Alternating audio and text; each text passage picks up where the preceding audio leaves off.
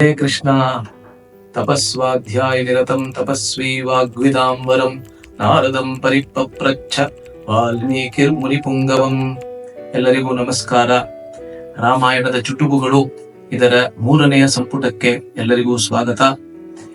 ಹಿಂದಿನ ಒಂದು ಸಂಪುಟದಲ್ಲಿ ಸುಂದರಕಾಂಡದ ವಿಷಯದಲ್ಲಿ ಸುಂದರಕಾಂಡದ ಹೆಸರಿನ ರಹಸ್ಯದ ಬಗ್ಗೆ ನಾವು ಚರ್ಚೆ ಮಾಡಿದ್ವಿ. ಇಂದು ಸುಂದರಕಾಂಡದ ಮತ್ತೊಂದು ವಿಷಯ, ವಿಶೇಷವಾದಂತಹ ವಿಷಯ, ಸುಂದರಕಾಂಡದ ಹಿಂದೆ ಇರ್ತಕ್ಕಂತಹ ವೇದಾಂತದ ರಹಸ್ಯ. ಇದರ ಬಗ್ಗೆ ನಾವು ಚರ್ಚೆ ಮಾಡ್ತೇವೆ. ಬಹಳ ಆಸಕ್ತಿಯುತವಾದಂತಹ ವಿಷಯ.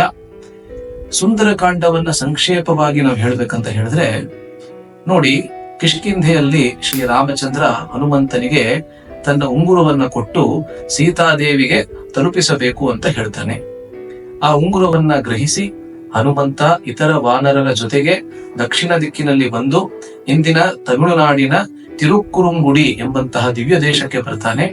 ಅಲ್ಲೇ ಮಹೇಂದ್ರಗಿರಿ ಪರ್ವತದ ಮೇಲೆ ನಿಂತು ಸಮುದ್ರ ಲಂಘನೆಯನ್ನ ಮಾಡಿ ಲಂಕೆಗೆ ಹೋಗಿ ಅಲ್ಲಿ ಅಶೋಕ ವಾಟಿಕೆಯಲ್ಲಿ ಇದ್ದಂತಹ ಶಿಂಶುಪಾ ವೃಕ್ಷದ ಕೆಳಗಡೆ ಕುಳಿತಿದ್ದಂತಹ ಸೀತಾದೇವಿಗೆ ತನ್ನ ಸಂದೇಶವನ್ನ ಮುಟ್ಟಿಸ್ತಾನೆ. ಆ ಸೀತಾದೇವಿಯಿಂದ ಕ್ಷೇಮದ ವಿಚಾರವನ್ನ ಪಡೆದು ಮತ್ತು ಅವಳ ಬಳೆಯನ್ನ ಕೂಡ ಪಡೆದು ಮತ್ತೆ ಸಮುದ್ರ ಲಂಘನೆಯನ್ನ ಮಾಡಿ ಕಿಷ್ಕಿಂಧೆಗೆ ಬಂದು ಶ್ರೀರಾಮಚಂದ್ರನಿಗೆ ಸೀತಾದೇವಿಯ ಕ್ಷೇಮದ ವಿಚಾರವನ್ನ ತಲುಪಿಸ್ತಾನೆ. ಇದು ಸಂಕ್ಷೇಪವಾಗಿ ಸುಂದರಕಾಂಡ. ಇದು ಇತಿಹಾಸ, ರಾಮಾಯಣ ಒಂದು ಇತಿಹಾಸ. ಆದ್ದರಿಂದ ಸತ್ಯದ ಘಟನೆ ಅಂತ ನಮ್ಗೆಲ್ಲರಿಗೂ ಗೊತ್ತಿದೆ. ಆದರೆ ಇದರ ಹಿಂದೆ ಒಂದು ಅದ್ಭುತವಾದಂತಹ ವೇದಾಂತದ ರಹಸ್ಯವನ್ನ ಶ್ರೀ ವೈಷ್ಣವ ಸಂಪ್ರದಾಯದ ಆಚಾರ್ಯರೊಬ್ಬರು ನಮಗೆ ತಿಳಿಸ್ಕೊಡ್ತಾರೆ.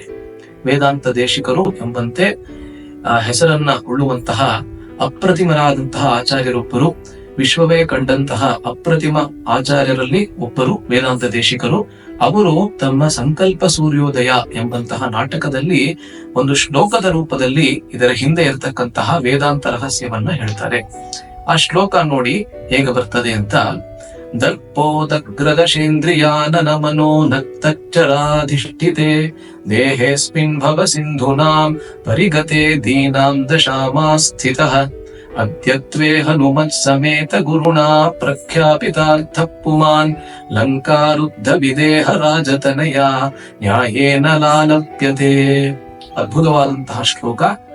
ಇದರಲ್ಲಿ ವೇದಾಂತದ ರಹಸ್ಯ, ಸುಂದರಕಾಂಡದಲ್ಲಿ ಅಡಗಿರುವಂತಹ ವೇದಾಂತದ ರಹಸ್ಯ ಏನು ಅಂತ ಹೇಳ್ತಾರೆ ನೋಡಿ. ಸೀತಾದೇವಿ ಜೀವಾತ್ಮನ ಪ್ರತೀಕ ಅಂತ ಹೇಳ್ತಾರೆ. ಹೇಗೆ ಈ ಜೀವಾತ್ಮ ಇದೀಗ ಶರೀರದಲ್ಲಿ ಬಂಧಿತವಾಗಿದೆ, ಅದೇ ರೀತಿ ಸೀತಾದೇವಿ ಲಂಕೆಯಲ್ಲಿ ಬಂಧಿತಳಾಗಿದ್ದಾಳೆ. ಅಂದ್ರೆ ಲಂಕೆ ಈ ಶರೀರದ ಪ್ರತೀಕ. ಇದೀಗ ಸೀತಾದೇವಿ ಲಂಕೆಯಲ್ಲಿ ಬಂಧಿತಳಾಗಿದ್ದಾಳೆ. ಆದ್ದರಿಂದ ನಮ್ಮ ಶರೀರದಲ್ಲಿ ನಾವು ಅಂದ್ರೆ ಜೀವಾತ್ಮ ಬಂಧಿತರಾಗಿದ್ದೇವೆ. ನಮ್ಮ ಶರೀರದಲ್ಲಿ 10 ಇಂದ್ರಿಯಗಳಿವೆ. 5 ಕರ್ಮೇಂದ್ರಿಯಗಳು ಮತ್ತು 5 ಜ್ಞಾನೇಂದ್ರಿಯಗಳು. ಕರ್ಮೇಂದ್ರಿಯಗಳು ಅಂದ್ರೆ ಏನು? ಯಾವ ಇಂದ್ರಿಯಗಳಿಂದ ನಾವು ಕೆಲಸವನ್ನ ಮಾಡ್ತೇವೆ ಅಂದ್ರೆ ನಮ್ಮ ಕೈ, ನಮ್ಮ ಕಾಲು, ನಮ್ಮ ಕಂಠ, ಮಲ ವಿಸರ್ಜನೆ ಮತ್ತು ಮೂತ್ರ ವಿಸರ್ಜನೆಯನ್ನು ಮಾಡುವಂತಹ ಸ್ಥಳಗಳು ಈ 5 ಕರ್ಮೇಂದ್ರಿಯಗಳು. ಜ್ಞಾನೇಂದ್ರಿಯಗಳು ಅಂತ ಹೇಳಿದ್ರೆ ಯಾವ ಇಂದ್ರಿಯಗಳಿಂದ ಜ್ಞಾನವನ್ನ ಪಡ್ಕೋತೇವೆ ಆ 5 ಜ್ಞಾನೇಂದ್ರಿಯಗಳು ಇವೆ. ಉದಾಹರಣೆಗೆ ನಮ್ಮ ಕಣ್ಣು, ನಮ್ಮ ಮೂಗು, ನಮ್ಮ ಕಿವಿ, ನಮ್ಮ ನಾಲಿಗೆ ಮತ್ತು ನಮ್ಮ ಚರ್ಮ, ಈ 5 ಜ್ಞಾನೇಂದ್ರಿಯಗಳು ಇವೆ.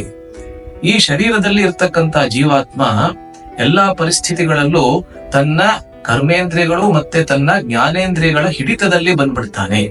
ಅದೇ ರೀತಿಯಲ್ಲಿ ಸುಂದರಕಾಂಡದಲ್ಲಿ ನೋಡಿ, ಸೀತೆ ರಾವಣನ ಹಿಡಿತದಲ್ಲಿ ಇದ್ದಾಳೆ. ರಾವಣನಿಗೆ 10 ತಲೆಗಳು ಇವೆ. ಆದ್ದರಿಂದಲೇ ಅವನಿಗೆ ದಶಾನನ ಅಂತ ಕರಿತೇವೆ. ಆ 10 ತಲೆಗಳು ನಮ್ಮ ಶರೀರದಲ್ಲಿ ಇರತಕ್ಕಂತಹ 10 ಇಂದ್ರಿಯಗಳ ಪ್ರತೀಕ ಅಂತ ವೇದಾಂತ ದೇಶಿಕರು ಹೇಳ್ತಾರೆ. ಇದೀಗ ರಾಮಚಂದ್ರ ಭಾರತ ದೇಶದಲ್ಲಿ ಇದ್ದಾನೆ. ಈ ಭಾರತ ದೇಶ ವೈಕುಂಠದ ಪ್ರತೀಕ ಅಂತ ಹೇಳ್ತಾರೆ. ರಾಮಚಂದ್ರ ಭಗವಂತ ವೈಕುಂಠ ಎಂಬಂತಹ ಭಾರತ ದೇಶದಲ್ಲಿ ಇದ್ದಾನೆ.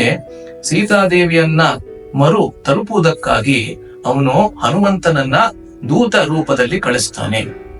ಹನುಮಂತ ಯಾರ ಪ್ರತೀಕ? ಗುರುವಿನ ಪ್ರತೀಕ. ಅಂದ್ರೆ ಭಗವಂತ ಜೀವಾತ್ಮನನ್ನ ವಾಪಸ್ಸು ಪಡೆದುಕೊಳ್ಳುವುದಕ್ಕಾಗಿ ಗುರುವಿನ ಮೂಲಕ ತನ್ನ ಸಂದೇಶವನ್ನ ಜೀವಾತ್ಮನ ತನಕ ತಲುಪಿಸ್ತಾನೆ. ಅದೇ ಸುಂದರಕಾಂಡದ ಸಂದೇಶ. ಅದರಿಂದ ನೋಡಿ, ಹನುಮಂತವೆಂಬಂತಹ ಗುರುವು ಶ್ರೀರಾಮಚಂದ್ರನೆಂಬಂತಹ ಭಗವಂತನ ಸಂದೇಶನವನ್ನ ಪಡೆದು ಶರೀರದ ಪ್ರತೀಕವಾದಂತಹ ಲಂಕೆಗೆ ಹೋಗಿ ಅಲ್ಲಿ ಜೀವಾತ್ಮನ ಪ್ರತೀಕಳಾದಂತಹ ಸೀತೆಗೆ ಭಗವಂತನ ಸಂದೇಶವನ್ನ ತಲುಪಿಸ್ತಾನೆ. ಇವಾಗ ಆ ಸಂದೇಶ ಏನು? ಇದು ಎಲ್ಲದಕ್ಕಿಂತ ಮುಖ್ಯ ಅಲ್ಲ. ಭಗವಂತ ಜೀವಾತ್ಮನಿಗೆ ಕೊಡುವಂತಹ ಸಂದೇಶ ಏನು? ಅದೇ ನಮ್ಮ ಶ್ರೀಮದ್ ಭಗವದ್ಗೀತೆ. ನೋಡಿ, ರಾಮಾಯಣ ಮತ್ತೆ ಭಗವದ್ಗೀತೆ ಇದೆರಡಕ್ಕೂ ಏನು ಸಂಬಂಧ ಅಂತ ನಾವು ಕೇಳಬಹುದು. ಆದ್ರೆ ಇದೇ ಸಂಬಂಧ. ಅಂದ್ರೆ ಭಗವಂತ ಜೀವಾತ್ಮನನ್ನ ವಾಪಸ್ಸು ತನ್ನ ಕಡೆಗೆ ಕರೆದೊಯ್ಯುವುದಕ್ಕಾಗಿ ಭಗವದ್ಗೀತೆಯನ್ನು ಕೊಟ್ಟಿದ್ದಾನೆ. ಶ್ರೀಕೃಷ್ಣ ಪರಮಾತ್ಮ ಭಗವದ್ಗೀತೆಯನ್ನ ಹೇಳಿದಾಗ ಕೇವಲ ಅರ್ಜುನನಿಗೆ ಮಾತ್ರ ಹೇಳಲಿಲ್ಲ, ಅರ್ಜುನನ ಮೂಲಕ ಸಮಸ್ತವಾಗಿರ್ತಕ್ಕಂಥ ಲೋಕಕ್ಕೆ ಹೇಳಿದ್ದಾನೆ. ಅದು ನಮ್ಮ ಶ್ರೀಮದ್ ಭಗವದ್ಗೀತೆ. ಆದ್ದರಿಂದಲೇ ಸುಂದರಕಾಂಡದಲ್ಲಿ ಅಡಗಿರುವಂತಹ ಮುಖ್ಯವಾಗಿರ್ತಕ್ಕಂತಹ ಸಂದೇಶ ಯಾವುದು ಅಂತ ಹೇಳಿದ್ರೆ ನಮ್ಮ ಶ್ರೀಮದ್ ಭಗವದ್ಗೀತೆ. ಎಲ್ಲರಿಗೂ ನಮಸ್ಕಾರ. ಹರೇ ಕೃಷ್ಣ.